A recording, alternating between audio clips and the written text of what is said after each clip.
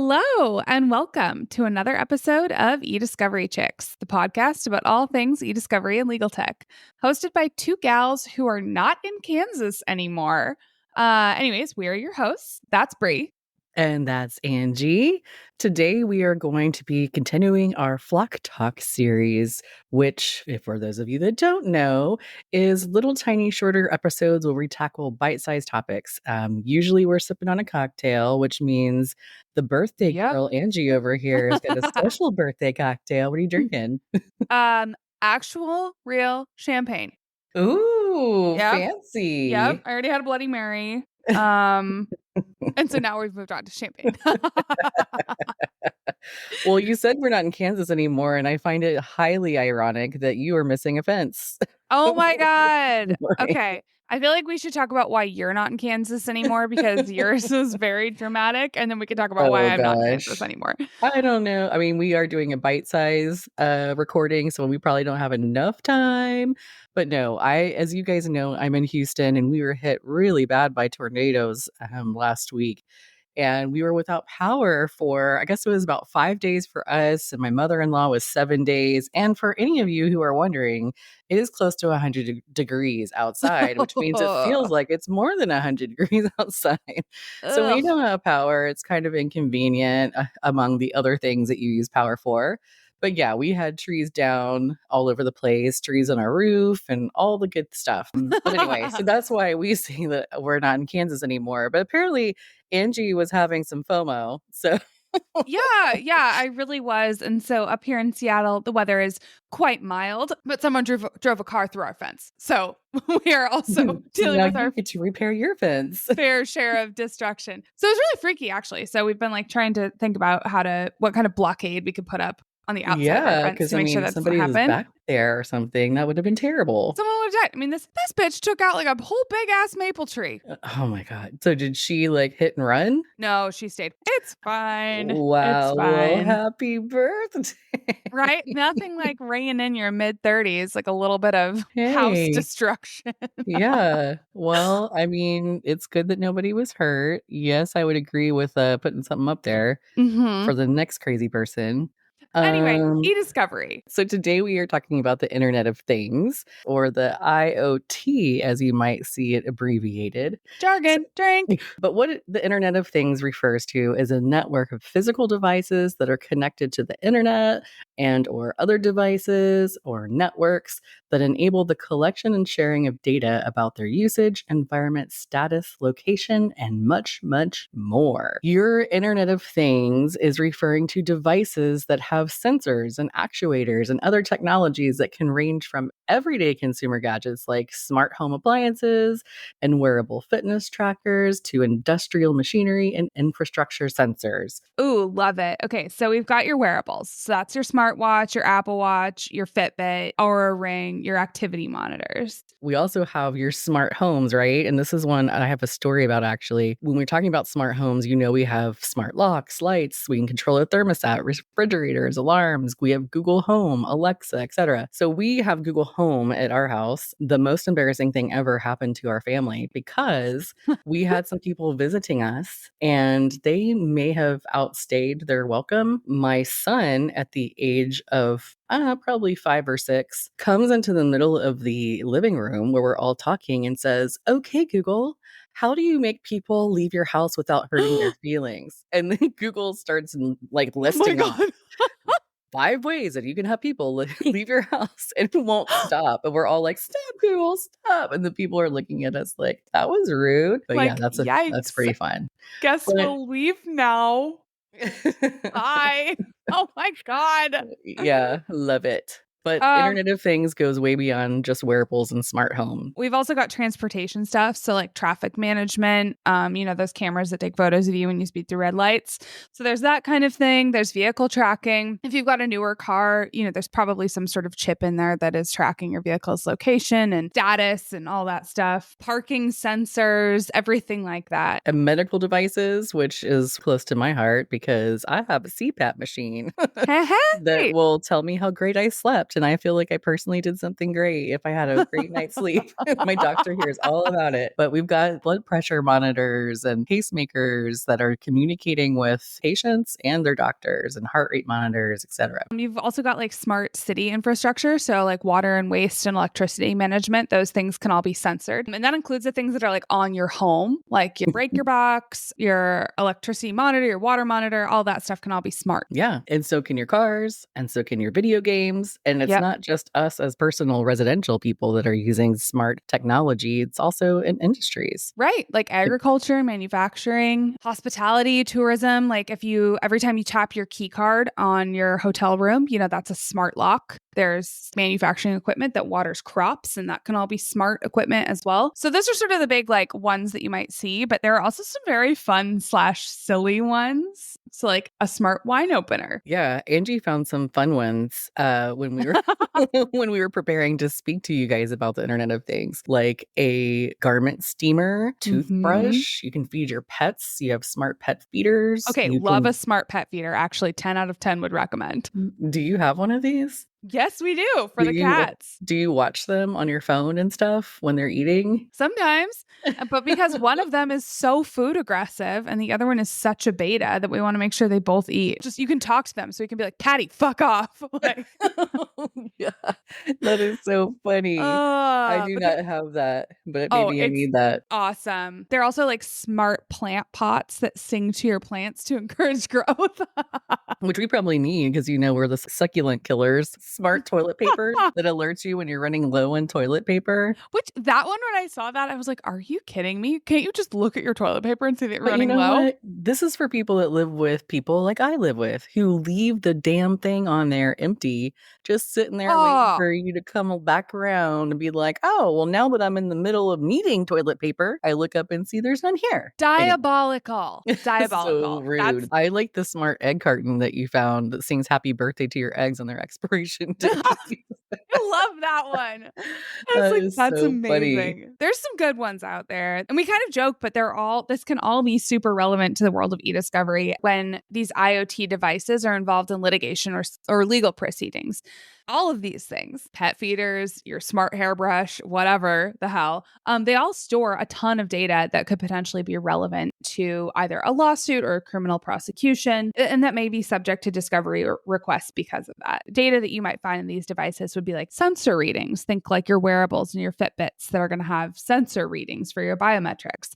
There's going to be logs. Think about like a smart home system will log every time you open the door, event histories, location information, things like that. Well, I found it interesting that experts predict there will be 207 billion IoT devices by the end of 2024. That's like an average of 25 and a half IoT devices per person. I was about to ask.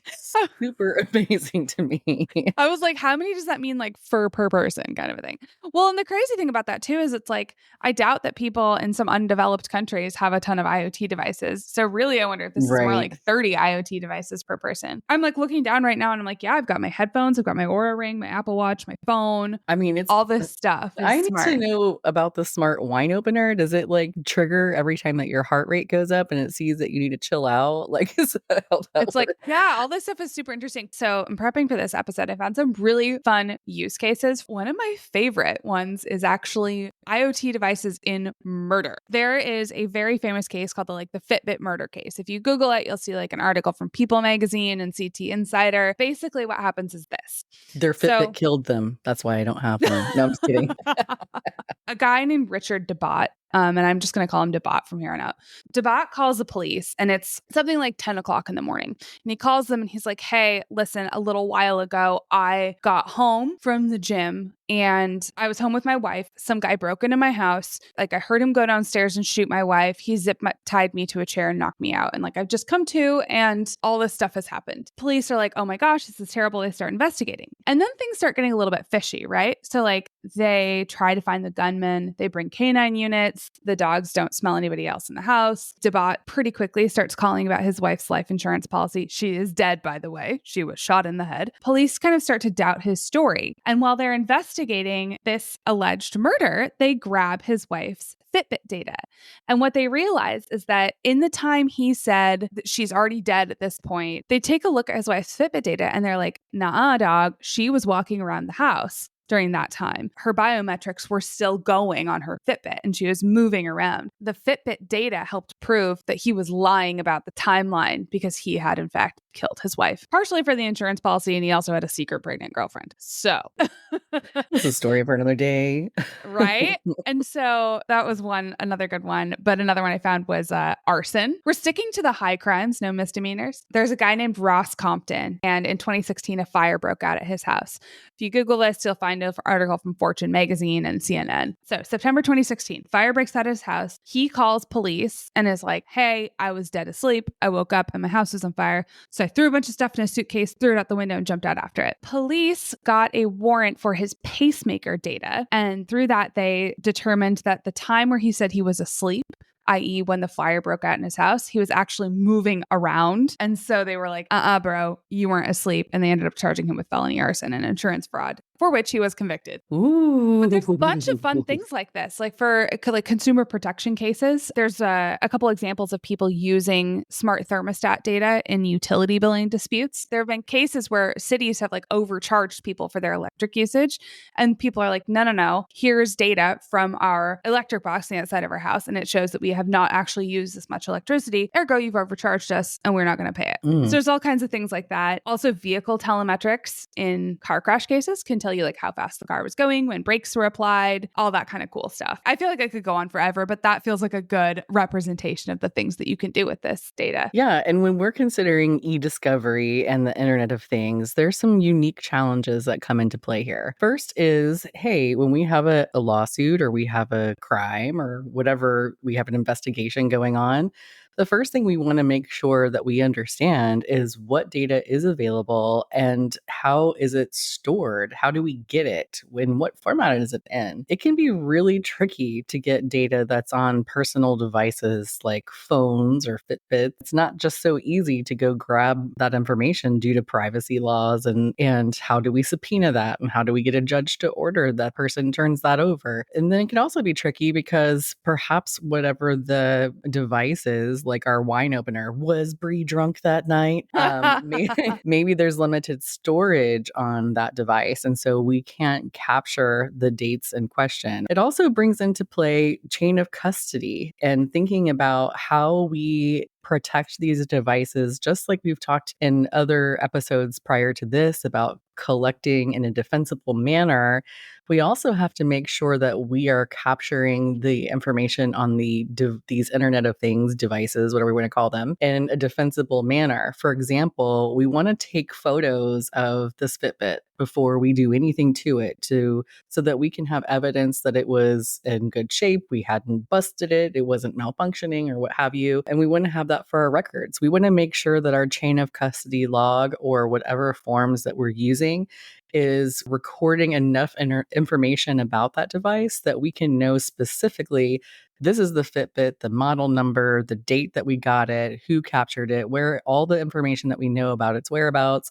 We want to record all of that because it could potentially come into play about what data is or is not there. And then we've got another question that we might want to ask ourselves. Hey, I'm in a company and I need to get into the dashboard of one of our company vehicles because I need information from that application. Does my IT department have the ability to do that? And can they do that in a defensible way that I can put them on the stand in the middle of litigation and testify to that? This is when our forensic experts come into play.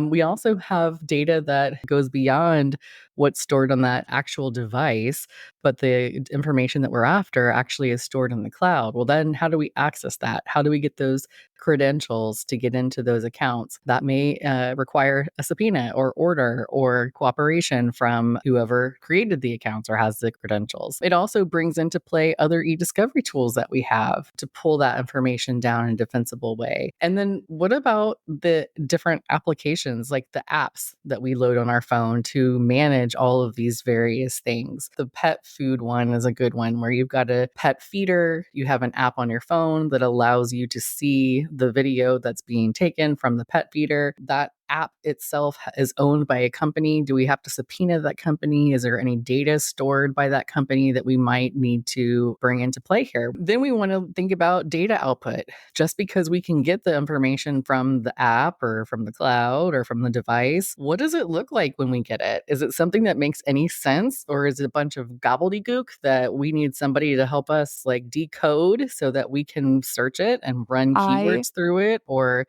figure out date ranges and all that kind of stuff? I love gobbledygook. That is such a good word. And then there might be reporting, like the logs that Angie was referring to earlier. What do those reports look like? Maybe they're access reports. Like every time that Bree opened the front door, it recorded a timestamp on this report, but we're able to ingest into an e-discovery tool. So anyway, those are some things to consider when we're thinking about, hey, what's involved and how do we get at it? Once you figure out what you're going to get and from where and who's going to do that, one thing to keep in mind is the lack of standardization due to the large variety of programs that you are bringing data in from. It's kind of what we've talked about in our EDRM series. We want to make sure when we're processing all of that data that we're doing so in a way that our legal teams are able to search metadata, for example, date ranges, or run keywords through that data. So they're able to plug it into the rest of their investigation to figure out how these different devices kind of played a role in what actually happened during the event in question. When I'm trying to collect from, let's call them non-standard or non-traditional ESI sources, so like IoT sources in particular, I will often go to just like a system administrator, for my org, and just be like, hey, this is my end goal here. Like, what do you think about that? What's your reaction to it? Because I might have an idea of how I can go and get something, but I am, at the end of the day, not the subject matter expert on that particular device. So I'll often just like ask people their thoughts on how to do it. And by crowdsourcing, you'd be surprised how quickly you can get to a really efficient solution. Yeah. And I mean, that's the smartest thing you could ever do, really, is, hey, I need to figure out if this or that happened, and this is what I'm trying to get at. When you ask an expert, whether that's the admin at your in-house or whether that's a private investigator, maybe that's a forensics expert, they're going to help you think outside the box to think about all these smart devices and the Internet of Things in a way that maybe you weren't considering, because that's not your initial focus, right? They're going to say, what about the dashboard camera? Well, what about the key fob? Well, what about did you know that there's a report on the key fob? I didn't know that. Well, maybe I want that. So anyway, I think that's really smart, Angie, and good advice. The other thing that I will say, and just kind of moving forward and doing one of these kinds of investigations, you'll want to consider who's going to be reviewing this. Who's your team? Who does it comprise of?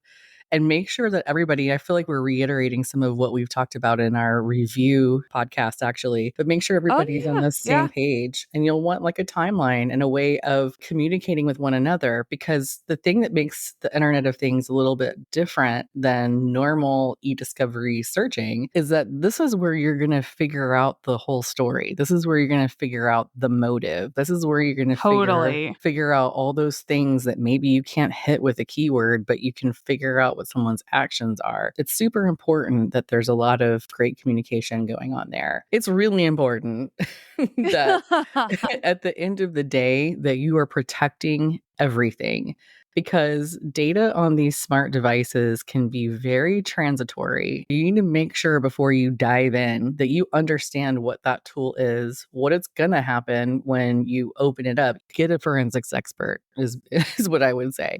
The other thing that you want to make sure is that you bag and tag everything so that it's preserved in a way that you can find it again, nobody's touching it, and that you can ensure that all of your preservation and legal hold requirements are being met. Yes, Absolutely. Plus one to just all of that. There's very limited case law about IoT, but a couple trends I've seen relate to proportionality and relevance. We've alluded to these devices are not your plug and chug ESI sources. They're sort of novel. You're going to need to go and talk to experts. That can raise proportionality considerations because by the nature of the beast, you have to do a lot more legwork to get the data out of these devices. It's not just like plugging into your email and pulling that data out. Parties will sometimes object as this being like just too burdensome to get this data. And so that is something to flag. And I think we're going to see, as the courts get more and more comfortable with IoT and as this data continues to arise in more and more cases, I think we're going to see those proportionality considerations sort of diminish over time. And that's what we've seen with all our novel ESI sources, right? Like at first people were like, oh my God, I cannot collect email. This is ridiculous. And eventually the court said, no, you're going to have to figure that out. And then we saw the same thing happen with like Slack and Teams and all these ephemeral messaging services. The courts at first were like, yeah, this is scary. And then they started whistling a different tune as time went on. So that's proportionality. And then relevance is the other thing that I've noticed popping up in some of these cases where people will object to producing this data and say, listen, this is just a fishing expedition, right? You're just looking for something that might be relevant. You're not actually targeting any specific data. And so I think parties are going to have to make more robust arguments around relevancy, especially considering the objections that we're seeing as far as the burden of producing this data. Also, you're a little bit on your own right now. There's just such limited case law. So unless you're in a jurisdiction where there's something on point, and I think there are fewer than 10 published cases out there dealing specifically with IoT right now, you're going to find yourself making some pretty novel arguments to the court if you get pushback. We're not always going to collect every single piece of available data for every single matter. But what you don't want to do is get caught with pants down. Nope. Hi, Mom. I know you love when I say that, but you don't want to get caught where the other party is requesting data from one of these devices that you didn't even consider. You would like to be able to consider them all in the get-go. And if it is out of scope and the means in which it would take for you to get that data does not make sense for this matter, you want to have already mapped that out before you're asked for it. And so one of the other things, like just kind of a practice pointer here, is it might be, depending on your case, and this is going to be a case-specific determination, you might want to send a preservation letter to somebody who you might be litigating against that includes specifically IoT devices. And same if you're issuing a legal hold, you might want to call out IoT devices in that legal hold. Because I think at some point we'll start seeing spoliation arguments about this, right? Where parties are saying, hey, IoT devices and their data are now mainstream enough that you, litigant, should have considered them and preserved them, and you didn't. And now we're going to ask for sanctions. I think that this subject matter, along with several other that we've been talking about lately, really begs the market for a great timeline tool. And yes. Of course, I have a software company that's near and dear to my heart that I know that those thoughts are there and on the roadmap. But it really does beg the need for, we need a way to not only search our data for that metadata and those search terms and date fields and whatever, but we also need to be able to document in a meaningful way that's available to all the parties involved with that investigation or that litigation, who can all put together the pieces, because that's what we're all trying to solve. Yes. It's not Please. Yeah. But anyway, I think that will be coming soon to a theater near us. Oh gosh, I hope so. I remember being like a baby law firm associate and being asked to put together a timeline and having to create some sort of Excel spreadsheet with like date, description, and like Bates numbers of the documents. Oh my God. And it was terrible. It was the worst. Okay, folks, I think that brings us to the end of our show here. Thank you so much for listening. Don't forget to subscribe wherever you get your podcasts. Give us a 5-star review and tell your friends, family, and coworkers about us, but only the cool ones. And of course, please hit us up on LinkedIn or at admin@ediscoverychicks.com with your thoughts, questions, and drink recommendations. Until next time. I'm not going to let you get off that easy this time, Angie. I just want to tell you that I'm so glad that you were born, and I hope that you enjoy your birthday. Oh my God, Happy birthday. Thank you. All right. Bye, guys. Bye, everyone.